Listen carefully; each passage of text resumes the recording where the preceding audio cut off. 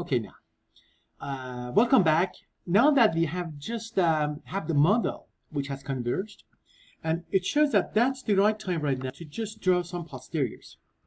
I'm just going to call that posterior model B. It's going to be the name of the object, which I'm just going to extract. And extract is from, I should say, the R-stand package. And I'm just going to call that the model B. And as long as I'm just looking for all, I should say, the estimates, all the rows from, I should say, for a model, I do not define the parse. And execute the line. And I have an object now created. Let me...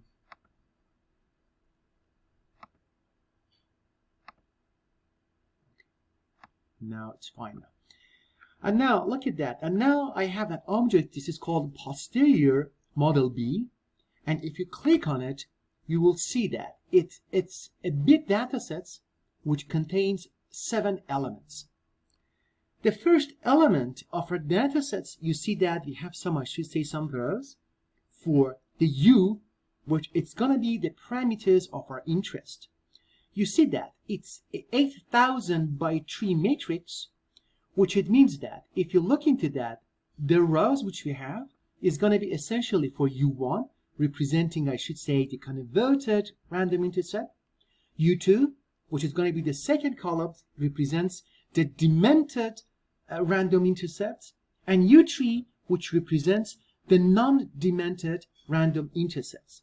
We have 8,000 rows, which it means that we have 8,000 rows from our posterior distribution, and each row represents one possible value for each U1, U2, and U3. And as you remember from the previous course, the best way to just find what is the best value for each U1 or U2 or U3 is using the Monte Carlo estimation by taking the mean of our model. And that's the thing which I'm just going to do. I'm just going to come here, take a look, posterior model B. If I'm just going to use the $sign, get the attribute of the U, and if I do that, you will see that I get a huge and enormous number of the values which comes here, which is going to be, as you notice that, it's going to be 8,000 because we had 4,000 iterations. Half of it is going to be gone as the warm-up. Then we have 2,000 iterations. Then multiplied to 4 chains, it becomes 8,000. Then we had 8,000, I should say, those from our posterior distribution. And now you will see that. In that case, imagine that we are looking for, essentially, for example, the random intercepts for our model A. In that case, we have to define a dimension for the U. And you're looking for the U1. If you go back again to the posterior model B, you see that for the U, we have essentially 8,000 times 3.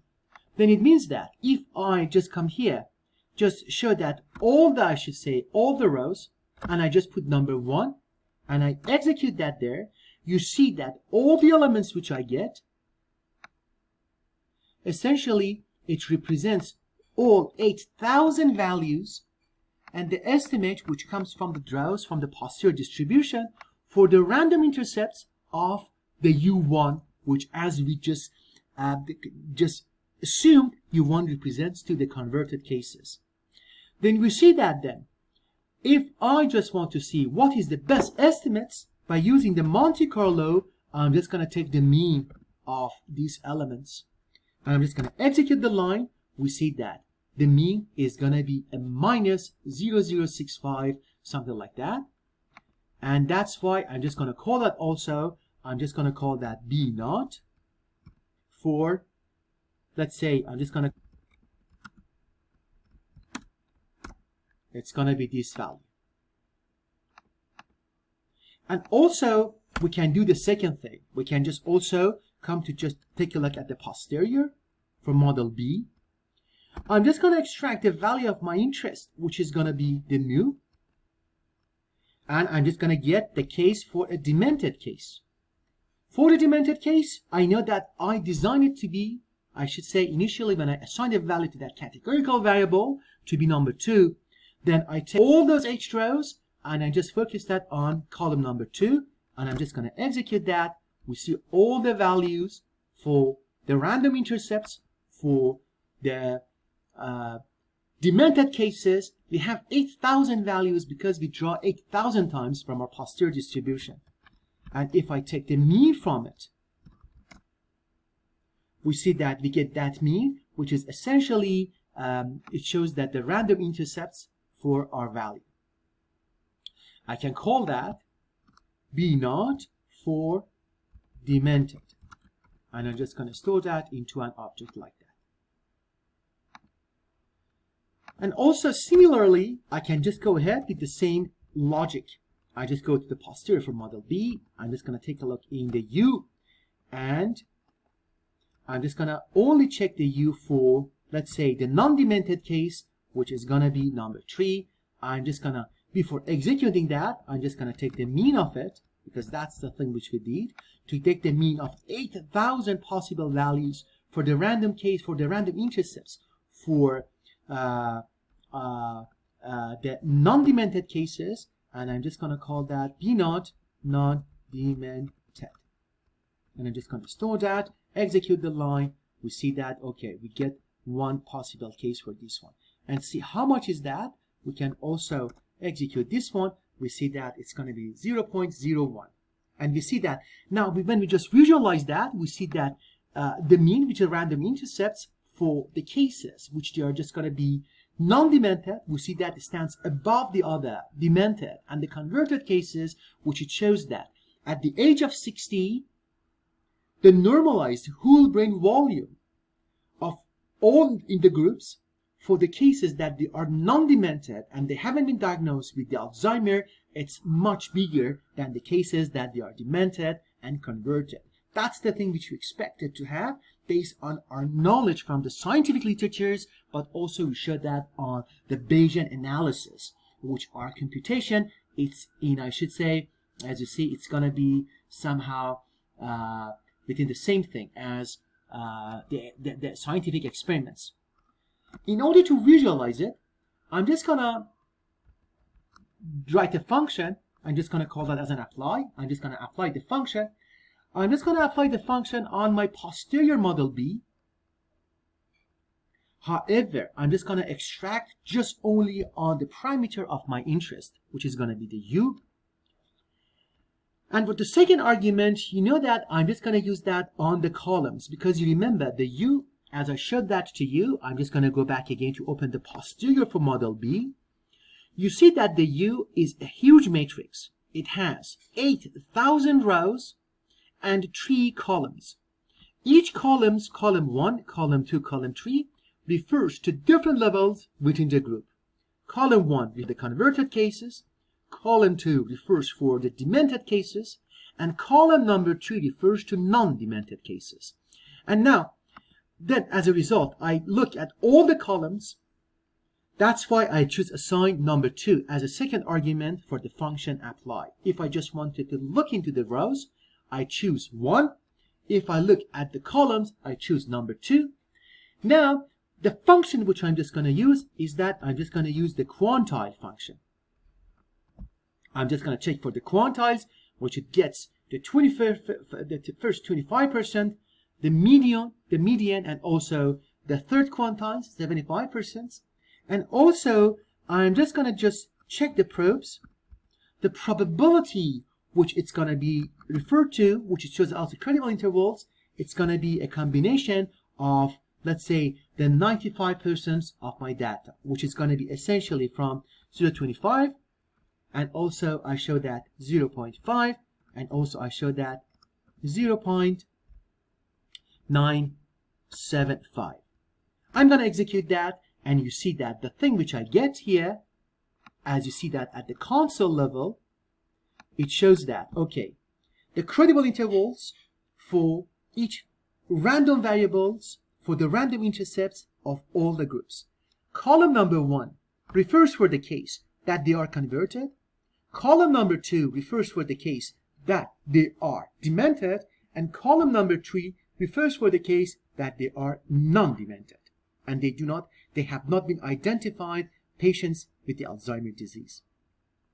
However, you see that the credible intervals has been assigned from 2.5% to 97.5%. It shows that the 95% credible interval, which it means that there is a probability of 95% that the random intercepts, for example, for the converted cases, falls within this interval, between minus 0.11 all the way to 0.077. And also the same story for the demented cases and the same story for the non-demented cases. You can say that, okay, there is, for all these cases, for all these levels within the group, we have 95% credible probability that the value of the random intercepts, which it shows that the normalized whole brain volume of them to fall within these intervals, from this line to from this interval. Okay, and now the thing we just want to do is that we just want to also visualize the thing that we had it before. I'm just going to assign a name to that. I'm just going to call this, let's say, I'm just going to call that group. Let's call that EFF, effective. Then we see that, okay, I store that object, the information into that information. And also, the other thing which I'm just going to do before I just go ahead to do the plotting, I'm just going to go over there and create a data frame of my data. In order to do that, I'm just going to just go ahead with the data, that frame. The thing which I have planned in mind, I just want to visualize the inferences which I just got from my, I should say, from the Monte Carlo estimation which I had in my model. For my data frame, I define an ID, and for the ID, I say that I'm just going to use the function unique to check for all the data, which is going to be the group. Then it searches for, in the data sets which I have, for whatever data it is, they just take it into the groups that it belongs to. And also, I'm just going to use the argument for the group, and I'm just going to choose that also the same thing for the group. Then it means that the plot is going to be done, the data frame is going to be done by within the group level. Then I have the lower interval. I'm going to define the lower interval to be, let's say, the group EFF, which I defined it before, but I'm looking for only the first column. The first column, remember, it was, I should say, I'm just going to get the first row, because you remember that the first row, it's going to be the lower interval, but the second first column, you see that this one shows the lower interval. It means that the first row, and I should say it's going to be one, and the rest of columns, it shows that the lower interval for the converted, non-converted, and demented. And also, I can talk about the median. The median is going to be essentially the same thing which I defined before. I'm going to call that the group EFF. However, it's going to be the second row. For the higher interval, it's going to be essentially the same thing. It's going to be again the group EFF. I know that I have to look at the third row, but all the columns. And I'm just going to execute the line. You see that I have the same thing. If you compare them, you see that these things are the same, but I call this one the lower interval. It becomes the up median, and it becomes the higher interval, and I have the group 1, group 2, and group 3. And I'm just going to call that, I'm just going to assign it a name. I'm just going to call that the data frame for the group. The same thing, we are just going to do that when we just go to the different stages for the Alzheimer. I'm just going to execute the line, and the line has been executed. Okay, and now I have the data frame, which now takes part, I should say, takes into account the, I should say, the lower intervals, the median, and the higher intervals of the estimates that I just got for the random intercept. Now, in order to plot that, I just wrote, in order to save time,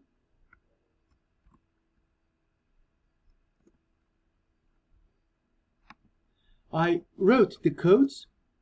For that, I just hide it here, that at the right time I can just use that, which is a function which I wrote it for the gplot2. You have to make sure that you have the ggplot2 library installed. Then when you have it installed, you can just go ahead and you can also find the codes in the thing which I have just shared that with you.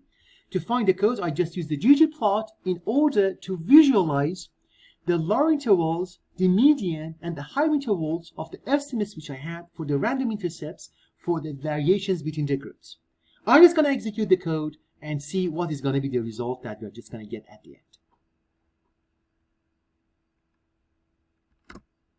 Okay, I executed the line, and we see that the plot has been created. I'm just going to zoom this. You see that based on the things that we have,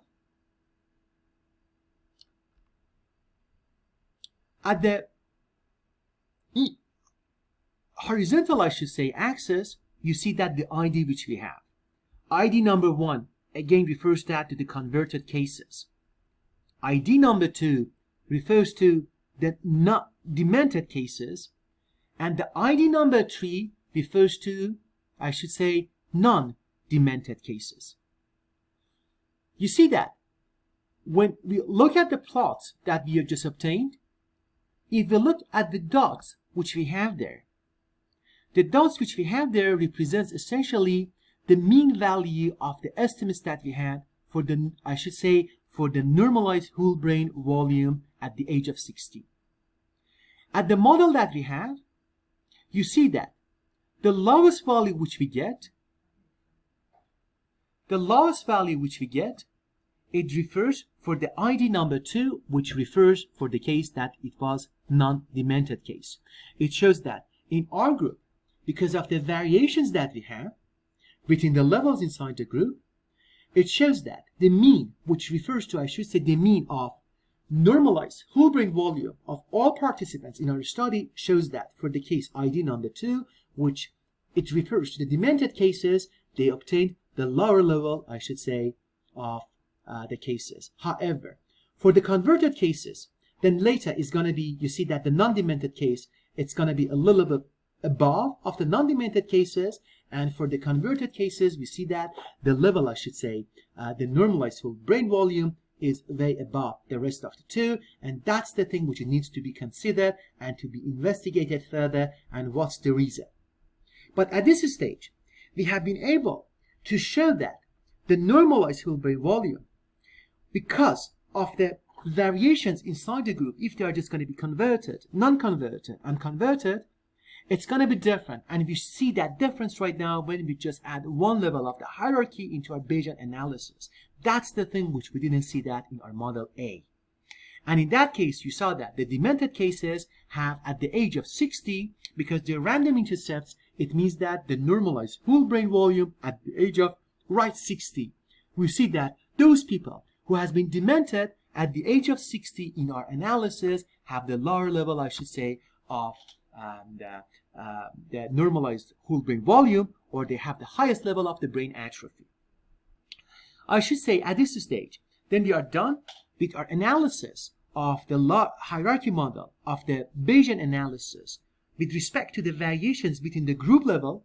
Now, when we come back from the next tutorials, we are just going to add one more level of the hierarchy into our case, and to see that if we look into the case that if the persons in our groups, they have been demented, depending on what stage of the Alzheimer's they are in there, if they are mild or if they are severe or any other cases, what is going to be, I should say, the case of the thing that they have, the normalized whole brain volume. And also before that, we are just going to check if, even though with the case that we have at this level of the hierarchy, what is going to be the slope of the brain atrophy? Are they going to, for example, the cases of the demented, non-demented, and the demented case, they are just going to show the same level of, I should say, brain atrophy and the same rate of the brain atrophy. These are the questions that when we come back at the next tutorials, we're going to discuss and talk about them. Okay, I can't wait to see you on the next tutorial, where we're going to talk about more interesting and more fascinating stuff using the hierarchical Bayesian models.